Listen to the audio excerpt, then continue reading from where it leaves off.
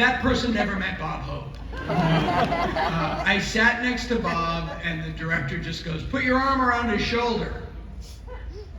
And he just put my arm around my shoulder. Felt like a sweater full of light bulbs. And then... Like, how do you know what that feels like? The line was... he shouldn't have been doing this. He should have just been home, enjoying himself. He shouldn't have been at work. And my line was, I'll be brief, my line was, "Hi, I'm Dana Gould, join me and my new best friend on his special this Saturday on NBC." And then Bob turns to me and goes, "I love this kid. Didn't you used to be my caddy?" And so I said, "Hi," I gave my line, and then he just goes, "Hey, I love this kid. Didn't you used to be And the director goes, on a voiceover, you don't see him, he's up in the booth, and the director just goes, "Let's go again." And Bob goes, "Why?" Suddenly he's completely present. And to Bob's credit, he doesn't need to be with me. You know, he looked at me like I was like, to him, I'm just like an annoying crow. I'm just...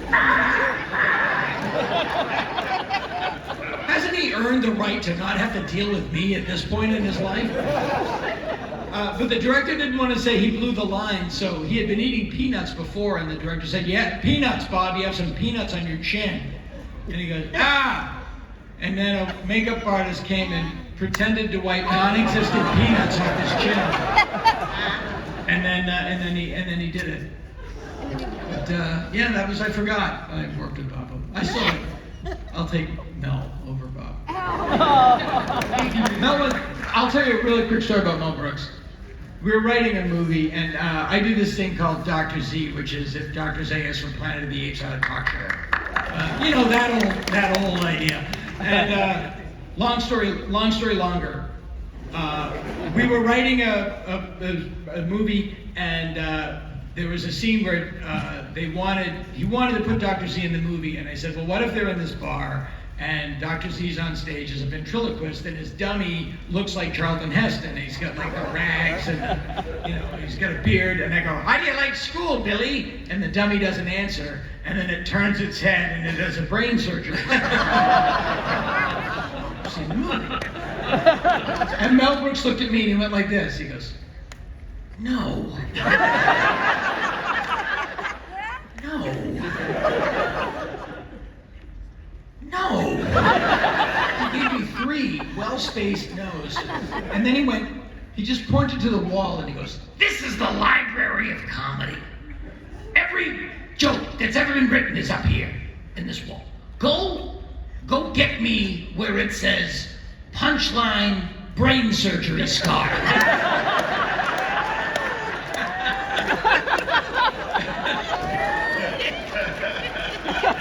I couldn't. Thank you, sir. Okay. We are going to show you what these people do now. We're going to do a reading of a fairy tale. We're going to be telling you the story of Beauty and the Beast, recreated here in 100 lines, and they will probably not read the script very exactly the way we wrote it. They have not seen this. This is not a cold reading, it's an ice cold reading. It's because they each have the script in front of them, it's face down, they have not been allowed to look at it yet. They don't even know what parts they're going to do. I'm going to tell them what parts they're going to do. Gregg, you're going to take a card here and pass it down. Hold on, let me find my list here. People of who's doing what parts and what. Oh, I should have this in front of me here. Where did it go? Benni, should we take our shoes off? Liquids on it. Okay, Gregg, you are going to be playing Maurice, peasant number 1, 4, 6, and 9. Oh boy. Fred, you're playing Gaston and peasant number 5. Okay, thank you. Benni, you're playing Belle. Jim, you are playing the narrator. All right. Audrey, you are playing the traveler, the beggar woman, and peasants 2, 3, and 7. And Dana, you are playing the Prince, the Beast, they're the same character, but he changes, and Peasant number 8. Well, got your cards there. Now, while you take a moment to mark your scripts, you should all have pencils there. Mark your scripts a little bit. I'm going to do a brief commercial here. There are probably some people in this audience who would like very much to be cartoon voice actors. I started a panel that we do on Sunday here at 3 o'clock in room 7AB, if I'm not mistaken. And what it is called the business of cartoon voices. On this panel, we used to give tips on how to get into the business. We couldn't begin to cover it. So we do this panel on Sunday afternoon. We will be joined on that panel by Kate Robrock and Fred Tatasciore and an excellent agent in the business named Julie Thompson, who works for Sutton Barth Evanier, one of the best voice agencies in the business. And we will give you the tips on how to break the business. It's not a panel done for entertainment. It's done for information. We're going to give you for free what some predatory voice coaches will charge you thousands of dollars for. This is because it breaks my heart that sometimes people pay thousands of dollars for worthless lessons. There are some very good voice coaches out there. We'll tell you a little bit about who they are also. If you're interested in a career in cartoon voices, Business of Cartoon Voices tomorrow at 3 o'clock in room 7AB. All right? Oh, and tomorrow afternoon we will be doing the second Cartoon Voices panel in room 6A at 11:45, I believe it is. Yes, it's 11:45. And on that panel, we will have Michael Scott Action, Kate Robrock, Gabe Sunda, Abby Trott, Vincent Martella, and Maurice LaMarche. All right, we have Jim. Your assignment on this panel, Jim, to be the narrator, is that every line that we come to for the narrator, I will give you an impression to do. And you will read that line. He knows, I know most of the impressions Jim does, but he doesn't know which character I'm going to stick with reading on these things. Cast, you are free to screw with the script, change anything you like in it. You're free to change voices anytime you want. This is not like a real session where I'll beat you up if you change my words. All right? Although you did say to Jonathan Winters just once when we do the script as written. Yeah, that's right. He acted like that was an alien concept. Okay, we ready? Jim, the first line of the script will be read by Sir Patrick Stewart. Kind of on the nose, but all right. Once upon a time, in a faraway land, there was a prince who lived all alone in a shining castle. A prince who was said to be selfish and concerned only with himself. All trespassers beware. I choose to be left alone, and shall punish any who venture near me. Okay. Next line is Jeff Goldblum. One stormy night, yes.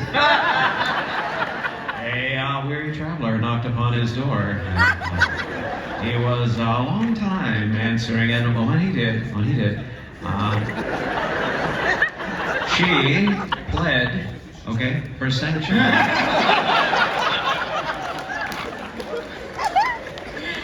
Oh, noble friends, it is a cold and punishing night. Oh, if you'd allow me to stay in your magnificent castle, I shall bestow upon you, or wait for it, this magical rose. Begone, woman! I care not what becomes of you. I care not what becomes of anyone. Robert De Niro. But that, he slammed the door and she wandered off.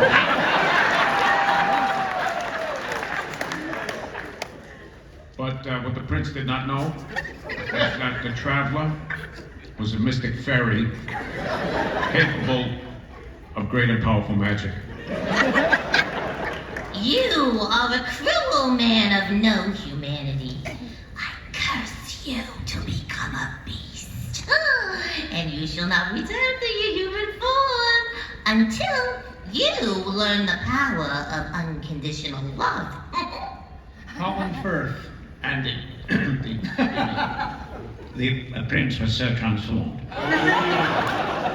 into a creature of unearthly manner. And that's all. What is happening to me? I feel my teeth growing, my body tingling. I'm very, very savage.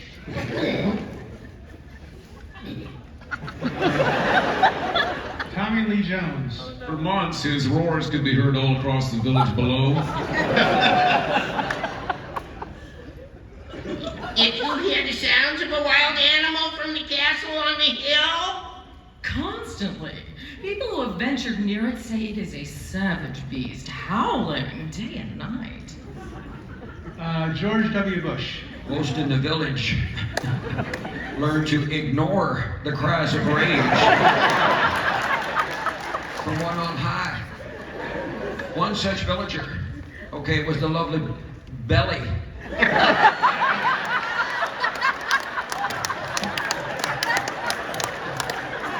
an E on the end, that's because it's French.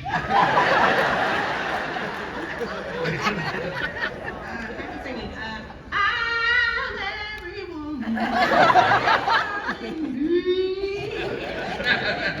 You won't do that.